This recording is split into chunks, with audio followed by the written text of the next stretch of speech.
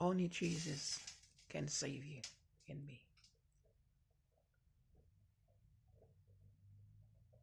Because in the Bible, he said, no one will come to the Father but by me. You can't save until you go through Jesus the Christ. And it's shown in the Bible. We have to love God.